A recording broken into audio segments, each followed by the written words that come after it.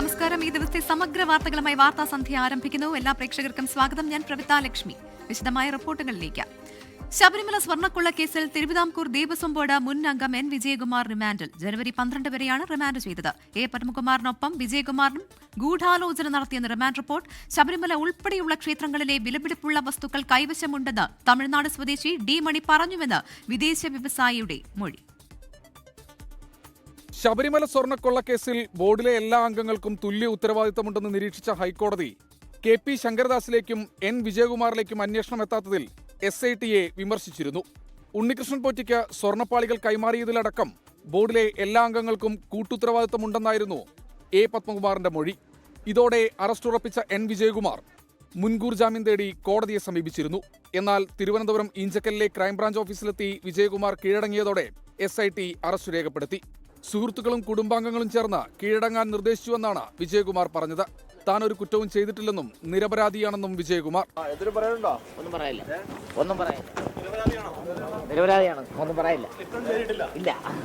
കീഴടങ്ങിയതിന് പിന്നാലെ കോടതിയിൽ നൽകിയ മുൻകൂർ ജാമ്യാപേക്ഷ വിജയകുമാർ പിൻവലിച്ചു. ഡി മണിയുടെ വാദങ്ങൾ പൊളിക്കുന്നതാണ് വിദേശ വ്യവസായിയുടെ വിശദമായ മൊഴി. പുരാവസ്തുക്കളിൽ താൽപര്യമുള്ളതിനാൽ ഡിണ്ടിക്കലിലെ ഡി മണിയുടെ വീട്ടിലെത്തിയപ്പോഴാണ് അമൂല്യ വസ്തുക്കൾ ചാക്കിൽ കെട്ടിയ നിലയിൽ കണ്ടത്.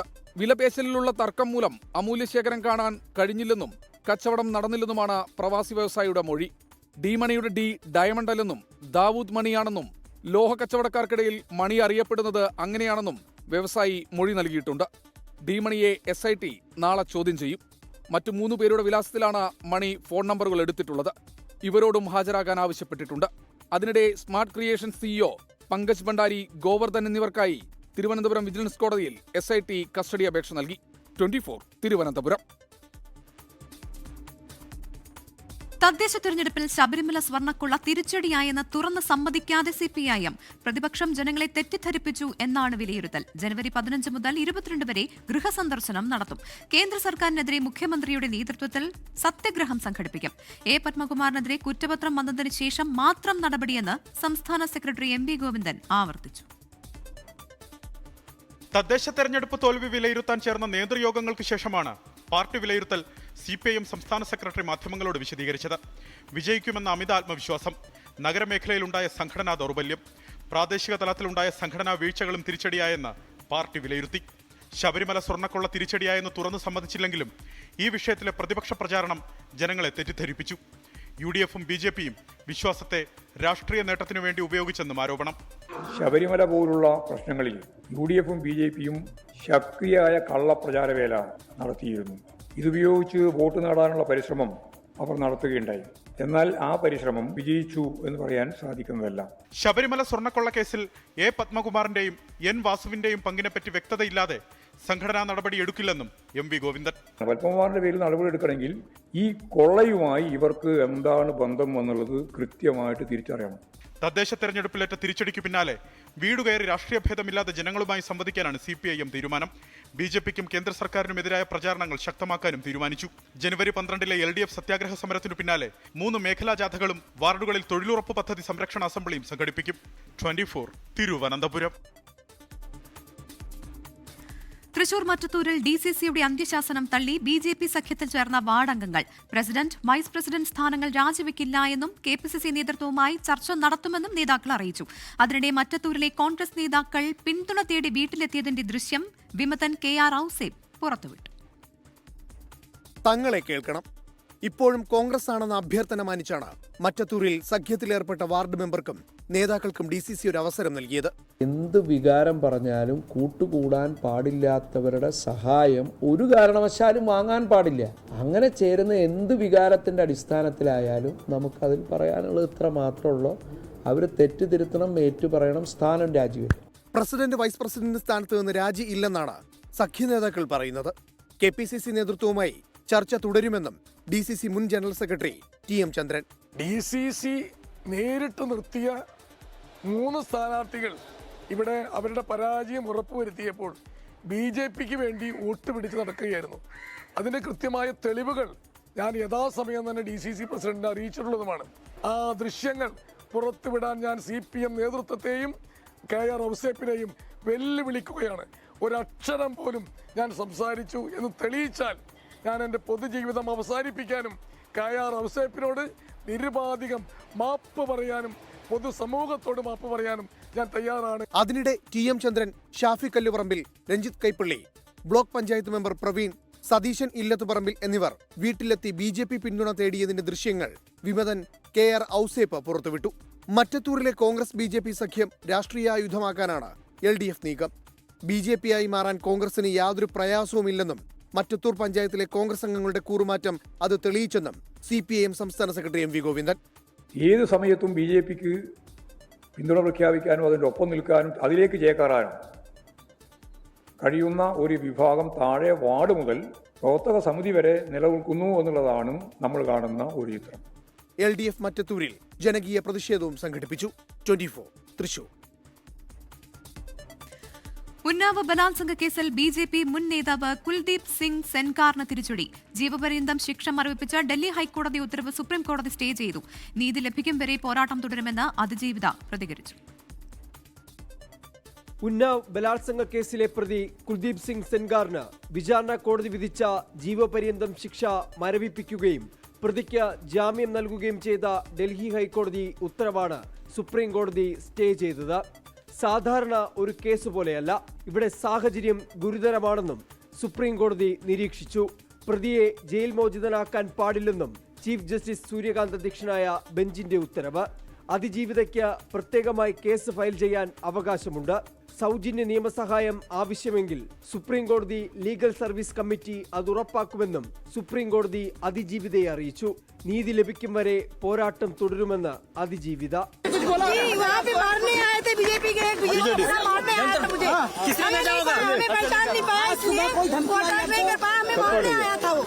സുപ്രീം കോടതി വിധി സ്വാഗതം ചെയ്യുന്നുവെന്ന് ദേശീയ മഹിളാ കോൺഗ്രസ് അധ്യക്ഷ അൽക്ക ലാംബ 24നോട്. बिल्कुल उसका स्वागत करते हैं हम लोग कि जो हाई कोर्ट का फैसला है उसे सुप्रीम कोर्ट ने पलट दिया है.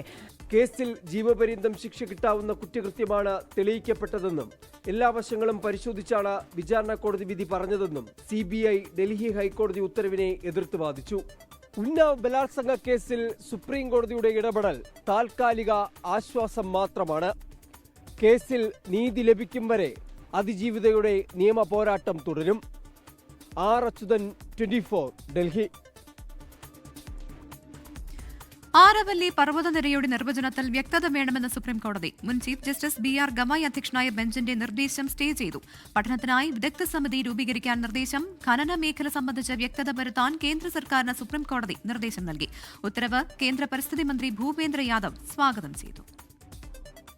100 മീറ്ററോ അതിൽ കൂടുതലോ ഉയരമുള്ള കുന്നുകളെ മാത്രം ആരവല്ലി പർവ്വതനിരകളുടെ ഭാഗമായി കണക്കാക്കുകയുള്ളൂവെന്ന പുതിയ നിർവചനത്തിലാണ് സുപ്രീം കോടതിയുടെ സ്റ്റേ.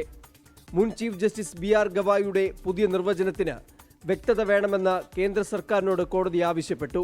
ഇതിനുള്ള മറുപടി നിശ്ചിത സമയപരിധിക്കുള്ളിൽ സമർപ്പിക്കണമെന്ന് നിർദ്ദേശിച്ച് കേന്ദ്ര സർക്കാരിന് നോട്ടീസ് നൽകി. പുതിയ നിർവചന പ്രകാരം ഖനന മേഖല കൂടുമോ എന്ന ആശങ്ക വിശദമായി പരിശോധിക്കാൻ ഉന്നതാധികാര വിദഗ്ധ സമിതി രൂപീകരിക്കാനും കോടതി നിർദ്ദേശിച്ചു. മേഖലയിലെ പാരിസ്ഥിതിക പ്രശ്നങ്ങൾ ഉൾപ്പെടെ സമിതി പരിശോധിക്കണം. പുതിയ നിർവചനം സംരക്ഷിത മേഖലയുടെ വ്യാപ്തി കുറയ്ക്കുന്നതിന് കാരണമാകുന്നുണ്ടോ എന്നും കോടതി കേന്ദ്ര സർക്കാരിനോട് ചോദിച്ചു. ഇത്തരമൊരു പരിമിതമായ നിർവചനം വഴി ഖനനത്തിന് അനുമതി ലഭിക്കാവുന്ന മേഖലകളുടെ വ്യാപ്തി വർദ്ധിക്കാൻ ഇടയാകുന്നുണ്ടോ എന്ന് പരിശോധിക്കേണ്ടതുണ്ടെന്നും കോടതി അറിയിച്ചു.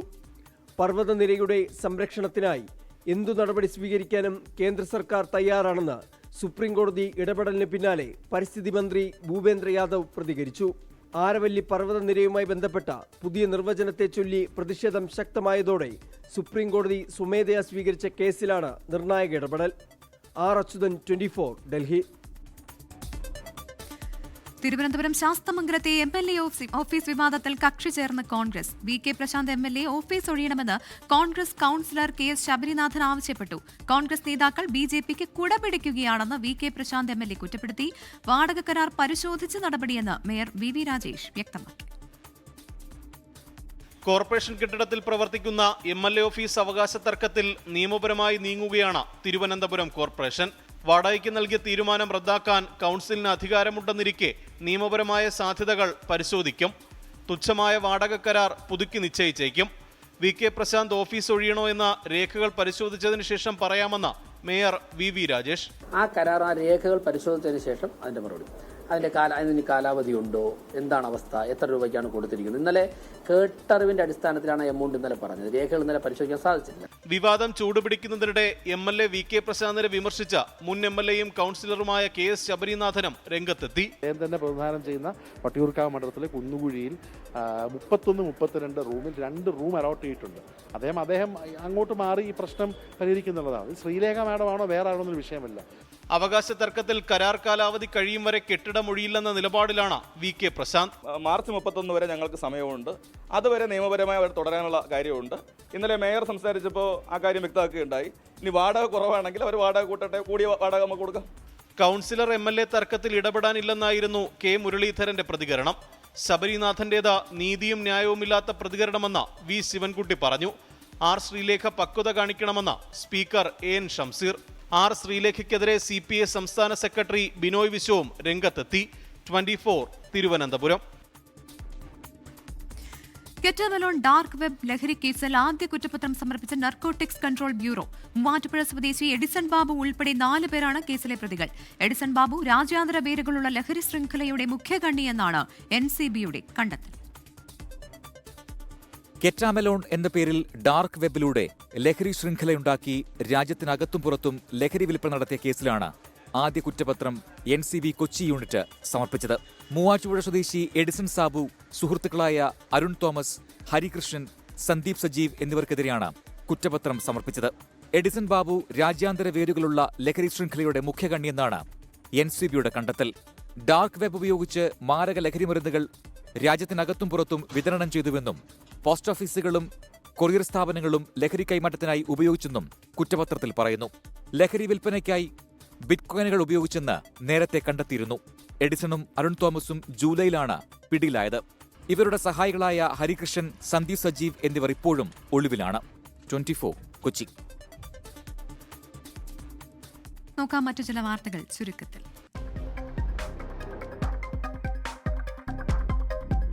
രാജ്യത്ത് 79,000 കോടി രൂപയുടെ പ്രതിരോധ ഇടപാടുകൾക്ക് അനുമതി. ഡിഫൻസ് എക്വിസിഷൻ കൌൺസിലിന്റെ അനുമതി കേന്ദ്ര പ്രതിരോധ മന്ത്രി രാജ്നാഥ് സിംഗിന്റെ അധ്യക്ഷതയിൽ ചേർന്ന യോഗത്തിൽ. പുകമഞ്ഞിൽ വലഞ്ഞ ഉത്തരേന്ത്യ. ഡൽഹിയിൽ ഓറഞ്ച് അലർട്ട്. 8 സംസ്ഥാനങ്ങളിൽ ദൃശ്യപരിധി 0-ലെത്തി. വ്യോമ ട്രെയിൻ ഗതാഗത സർവീസുകളെ മൂടൽമഞ്ഞ് ബാധിച്ചു. ആന്ധ്രാപ്രദേശിൽ ട്രെയിനിന് തീപിടിച്ച് 1 മരണം. തീപിടിച്ചത് കേരളത്തിലേക്കുള്ള ടാറ്റാ നഗർ എറണാകുളം എക്സ്പ്രസിന്റെ 2 കോച്ചുകൾക്ക്. അന്വേഷണം പ്രഖ്യാപിച്ച് റെയിൽവേ. ആഭ്യന്തര വിമാന സർവീസുകളുടെ 10% വെട്ടിക്കുറച്ച് ഇൻഡിഗോ. ഈ മാസം ആദ്യമുണ്ടായ വ്യോമയാന പ്രതിസന്ധിക്ക് പിന്നാലെയാണ് നടപടി. തമിഴ്നാട് തിരുവള്ളൂരിൽ റീൽസ് ചിത്രീകരണത്തിനിടെ അതിക്രമം. കഞ്ചാവ് ലഹരിയിൽ ഇതര സംസ്ഥാന തൊഴിലാളിയെ 4 യുവാക്കൾ ചേർന്ന് വെട്ടി. ന്യൂനപക്ഷങ്ങൾക്കെതിരായ ആക്രമണങ്ങളിൽ ഇന്ത്യയുടെ ആശങ്കകൾ തള്ളി ബംഗ്ലാദേശ്. ഒറ്റപ്പെട്ട കുറ്റകൃത്യങ്ങളെ ന്യൂനപക്ഷങ്ങൾക്കെതിരായ ആക്രമണമെന്ന് ചിത്രീകരിക്കാനുള്ള ശ്രമമെന്ന് ബംഗ്ലാദേശ് വിദേശകാര്യ മന്ത്രാലയ വക്താവ്. വാർത്താസന്ധ്യയിലേക്ക് വീണ്ടും. കർണാടകയിലെ ബുൾഡോസർ രാജിൽ മുഖ്യമന്ത്രി സിദ്ധരാമയ്യയും ഉപമുഖ്യമന്ത്രി DK ശിവകുമാറും അല്പസമയത്തിനകം കൂടിക്കാഴ്ച നടത്തും. ഒഴിപ്പിക്കപ്പെട്ട കുടുംബങ്ങളുടെ പുനരധിവാസം ഉൾപ്പെടെ ചർച്ചയായേക്കും. ഹൈക്കമാൻഡിന്റെ നിർദ്ദേശപ്രകാരമാണ് കൂടിക്കാഴ്ച. ബുൾഡോസർ രാജ് പരാമർശത്തിൽ കേരള മുഖ്യമന്ത്രി പിണറായി വിജയനെ DK ശിവകുമാർ രൂക്ഷമായി വിമർശിച്ചു. കുടിയിറക്കപ്പെട്ടവർക്ക് താൽക്കാലിക താമസവും അടിസ്ഥാന സൗകര്യവും ഒരുക്കാൻ നേരത്തെ മുഖ്യമന്ത്രി സിദ്ധരാമയ്യ കോർപ്പറേഷന് നിർദ്ദേശം നൽകിയിരുന്നു. ഉപമുഖ്യമന്ത്രി DK ശിവകുമാർ സ്ഥലം സന്ദർശിച്ച് പ്രദേശവാസികളിൽ നിന്ന് വിവരങ്ങൾ ശേഖരിച്ചു. വിഷയത്തിൽ കേരള മുഖ്യമന്ത്രി പിണറായി വിജയൻ രാഷ്ട്രീയം കളിക്കുകയാണെന്ന് DK ശിവകുമാർ വിമർശിച്ചു. ജനങ്ങളുടെ ആരോഗ്യം സംരക്ഷിക്കാൻ കൂടി വേണ്ടിയാണ് ഒഴിപ്പിക്കൽ നടത്തിയത്. സർക്കാർ വസ്തുക്കൾ സംരക്ഷിക്കേണ്ടത് മന്ത്രിസഭയുടെ ചുമതലയെന്നും DK Shivakumar. Kerala CM is doing politics. His election is in a time of losing his election. He is trying to do politics. We doesn't want to involve in. I am requesting him. You should be aware of this. This is a local issue. കർണാടകയിലെ bulldozer രാജിനെതിരെ ശക്തമായ നിലപാട് സ്വീകരിക്കുമെന്ന് CPIM സംസ്ഥാന secretary MV Govindan പറഞ്ഞു. കർണാടകത്തിൽ കോൺഗ്രസ് ഭരിക്കുമ്പോൾ അവിടെ നടത്തിയിട്ടുള്ള രാവിലെ 4 മണിക്ക് 100 കണക്കിന് കുടുംബങ്ങളാണ് അവരെ മുഴുവൻ കുടിയിറക്കുന്ന ബുൾഡോസ് ഉപയോഗിച്ച് വീടുകൾ അടിച്ച് തകർക്കുന്ന നില ഉണ്ടായിട്ടുണ്ട്. ആ നിലപാടിനെതിരായി അതിശക്തിയായിട്ടുള്ള പ്രതിഷേധം കേരളം രേഖപ്പെടുത്തിയിട്ടുണ്ട്. മുഖ്യമന്ത്രി ആ കാര്യം ചൂണ്ടിക്കാണിച്ചിട്ടുണ്ട്. ഇംഗ്ലീഷ് അറിയില്ലെന്ന ട്രോളുകൾക്ക് മറുപടിയുമായി എ റഹീം MP രംഗത്തെത്തി. ഭാഷാപരമായ പരിമിതികൾ തനിക്കുണ്ട്. തന്റെ ഭാഷയിലെ വ്യാകരണം തിരയുന്നവരോട് വെറുപ്പില്ലെന്നായിരുന്നു പ്രതികരണം. എൻ്റെ ഭാഷാപരമായ പരിമിതിയെ, ഇംഗ്ലീഷിലെ പരിമിതിയെ ഊന്നിക്കൊണ്ട് ട്രോളുന്നവരോട് എനിക്ക് ഒരു വിരോധമില്ല. ഞാനത് മെച്ചപ്പെടുത്താൻ ഇനിയും ശ്രമിക്കും എന്നാണ് എനിക്ക് അവർക്കുൾപ്പെടെ കൊടുക്കാനുള്ള ഉറപ്പ്. എ റഹീമിന് പരോക്ഷ പിന്തുണയുമായി കേന്ദ്രമന്ത്രി ജോർജ് കുര്യനും രംഗത്തെത്തി. പാവപ്പെട്ടവന്റെ മക്കൾ വായിൽ ഇംഗ്ലീഷ് കരണ്ടിയുമായല്ല ജനിക്കുന്നതെന്ന് ജോർജ് കുര്യൻ പറഞ്ഞു. 24 ബംഗളൂരു. തിരുവനന്തപുരം കഴക്കൂട്ടത്തെ 4 വയസ്സുകാരന്റേത് കൊലപാതകം. കഴുത്തിനേറ്റ പരുക്കാണ് മരണകാരണമെന്ന് പോസ്റ്റ്മോർട്ടം റിപ്പോർട്ടിൽ പറയുന്നു. കുട്ടിയുടെ മാതാവ് പശ്ചിമബംഗാൾ സ്വദേശിനി മുന്നി ബീഗവും ആൺ സുഹൃത്തും പോലീസ് കസ്റ്റഡിയിൽ തുടരുന്നു. ഇന്നലെ വൈകിട്ട് 6 മണിയോടെയാണ് 4 വയസ്സുകാരൻ ഗിൽദറിനെ മാതാവും ആൺ സുഹൃത്തും കഴക്കൂട്ടത്തെ ആശുപത്രിയിൽ എത്തിച്ചത്. ആശുപത്രിയിൽ എത്തിച്ചപ്പോൾ കുഞ്ഞിന് ജീവനില്ലായിരുന്നു. ശരീരം തണുത്ത അവസ്ഥയിലായിരുന്നു. ഉച്ചയ്ക്ക് ആഹാരം കൊടുത്ത് ഉറക്കിയ കുഞ്ഞ് വൈകിട്ട് അനക്കമില്ലാതെ കിടക്കുന്നത് കണ്ടാണ് ആശുപത്രിയിൽ എത്തിച്ചെന്നാണ് മാതാവ് ഡോക്ടറോട് പറഞ്ഞത്. കുഞ്ഞിനെ വിശദമായി പരിശോധിച്ച ഡോക്ടർ കഴുത്തിൽ മുറുകിയ 2 പാടുകൾ കണ്ടെത്തി. കയറോ തുണിയോ കൊണ്ട് മുറുക്കിയ പാടുകളെന്നാണ് പ്രാഥമിക നിഗമനം. സംഭവത്തിൽ മാതാവായ മുന്നി ബീഗം, ആൺസുഹൃത്ത് മഹാരാഷ്ട്ര സ്വദേശി തൻബീർ ആലം എന്നിവരെ പോലീസ് ചോദ്യം ചെയ്തെങ്കിലും ഇവർ കുറ്റം സമ്മതിച്ചിട്ടില്ല. അസ്വാഭാവിക മരണത്തിനെടുത്ത കേസിൽ കൊലപാതകമടക്കമുള്ള കുറ്റങ്ങൾ ചുമത്തും. മാതാവിന്റെ ആൺസുഹൃത്തിന് പുറമെ മാതാവിന്റെ പങ്കം പോലീസ് അന്വേഷിക്കുന്നുണ്ട്. പോസ്റ്റ്മോർട്ടത്തിന് ശേഷം മൃതദേഹം തിരുവനന്തപുരം മെഡിക്കൽ കോളേജ് ആശുപത്രി മോർച്ചറിയിൽ സൂക്ഷിച്ചിരിക്കുകയാണ്. ബന്ധുക്കളെത്തിയ ശേഷം മൃതദേഹം വിട്ടു നൽകും. 24 തിരുവനന്തപുരം. മുസ്ലിം ലീഗിനെതിരെ പ്രകോപന പ്രസംഗവുമായി CPIM പാലക്കാട് ജില്ലാ കമ്മിറ്റി അംഗം PM Arshu. CPIM area committee ഓഫീസിന് മുന്നിലെ ലീഗ് പ്രവർത്തകരുടെ ആഹ്ലാദ പ്രകടനത്തിന് എതിരെയാണ് പ്രസംഗം. CPIM അഗളി മുൻ ഏരിയ സെക്രട്ടറി CP ബാബുവിനെതിരെ കോൺഗ്രസും ഭീഷണി മുദ്രാവാക്യം മുഴക്കി. നിങ്ങൾ ഈ പാതി അറിയുന്ന അഭ്യാസമായിട്ട് നട്ടപ്പാതിലേക്ക് ഇറങ്ങാൻ തീരുമാനിച്ച ഞങ്ങൾ മുഴുവൻ അറിയുന്ന അഭ്യാസം തിരിച്ചങ്ങ് പഠിപ്പിക്കാൻ വേണ്ടി തീരുമാനിച്ച മണ്ണാർക്കാട് പരിസരത്ത് മുസ്ലിം ലീഗ് അവശേഷിക്കില്ല.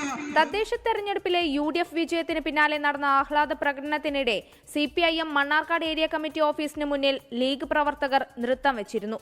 പിന്നാലെ ഇന്നലെ മണ്ണാർക്കാട് തെങ്കരയിൽ വെച്ച് നടന്ന പൊതുയോഗത്തിലായിരുന്നു ആർഷോയുടെ പ്രകോപന പ്രസംഗം. പോലീസിനെതിരെയും വിമർശനമുണ്ടായി. മണ്ണാർക്കാട് പോലീസ് MPയും MLAയും പറയുന്നതനുസരിച്ച് പ്രവർത്തിക്കുകയാണെങ്കിൽ നീതി ഉറപ്പാക്കാൻ പ്രവർത്തകർക്ക് രംഗത്തിറങ്ങേണ്ടി വരുമെന്ന് ആർഷോ പറഞ്ഞു. അതേസമയം അട്ടപ്പാടി അഗളയിൽ CPIM മുൻ ഏരിയ സെക്രട്ടറി CP ബാബുവിനെതിരെയും ഭീഷണി മുദ്രാവാക്യവുമായി കോൺഗ്രസ് രംഗത്തെത്തി. LDF പിന്തുണയോടെ പ്രസിഡന്റായ മഞ്ജു പ്രസിഡന്റ് സ്ഥാനം രാജിവെച്ചതിന് പിന്നാലെ നടന്ന ആഹ്ലാദ പ്രകടനത്തിനിടയിലായിരുന്നു മുദ്രാവാക്യം വിളി.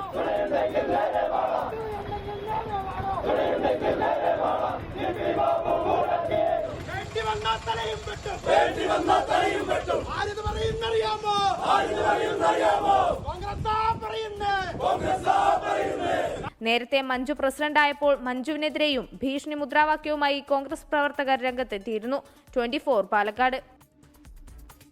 കണ്ണൂരിൽ നിന്നൊരു അപകട വാർത്ത വരുന്നു. അതിന്റെ വിവരങ്ങളിലേക്ക്. കണ്ണൂർ മുരിങ്ങോടിയിൽ നിയന്ത്രണം വിട്ട കാർ കാൽനട യാത്രക്കാരനെയും പശുവിനെയും ഇടിച്ചു തെറിപ്പിച്ചു. പരുക്കേറ്റ മുരിങ്ങോടി സ്വദേശി കോമത്ത് ബാലചന്ദ്രനെ ആശുപത്രിയിൽ പ്രവേശിപ്പിച്ചു. അപകടത്തിന്റെ CCTV ദൃശ്യങ്ങൾ 24-ന് ലഭിച്ചു.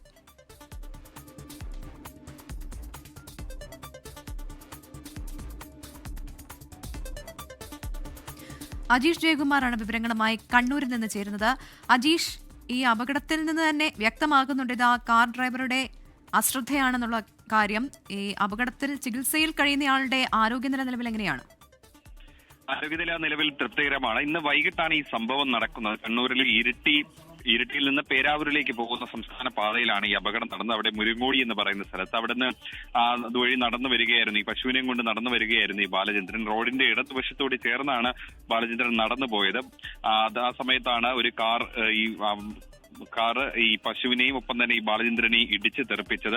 അമിത വേഗതയിലായിരുന്നു ഈ കാർ എന്നാണ് മനസ്സിലാക്കാൻ സാധിക്കുന്നത്. ഗുരുതരമായി പരിക്കേറ്റ ബാലചന്ദ്രനെ ആശുപത്രിയിൽ പ്രവേശിപ്പിച്ചിട്ടുണ്ട്. നിലയിൽ അപകടനില തരണം ചെയ്തു എന്നാണ് നമുക്ക് കിട്ടുന്ന വിവരം. ശരി, അജീഷ് ജയകുമാറാണ് അപകടത്തിന്റെ വിവരങ്ങൾ നൽകിയത്. കായിക വാർത്തയിലേക്ക്. വിജയ് ഹസാരെ ട്രോഫി ക്രിക്കറ്റിൽ കേരളത്തിന് വീണ്ടും തോൽവി. മധ്യപ്രദേശിനോട് 47 റൺസിനാണ് കേരളം തോറ്റത്. 215 റൺസ് വിജയലക്ഷ്യം പിന്തുടർന്ന കേരളം 167 റൺസിന് ഓൾ ഔട്ടായി. 3 മത്സരങ്ങളിൽ കേരളത്തിന്റെ രണ്ടാം തോൽവിയാണിത്. അടുത്ത മത്സരങ്ങളിൽ വമ്പൻ ജയം ഉണ്ടെങ്കിൽ മാത്രമേ ഇനി കേരളത്തിന് നോക്കൌട്ട് പ്രതീക്ഷയുള്ളൂ.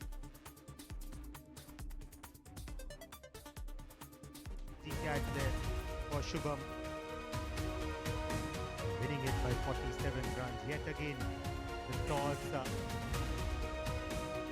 really mattering there. ഇതോടെ വാർത്താസന്ധ്യ പൂർണ്ണമാകുന്നു. ഇനി പൊതുജനം കഴുതിയ ലസറ പരിപാടിയുമായി എത്തുന്നു ടി കെ റിച്ച്. നമസ്കാരം.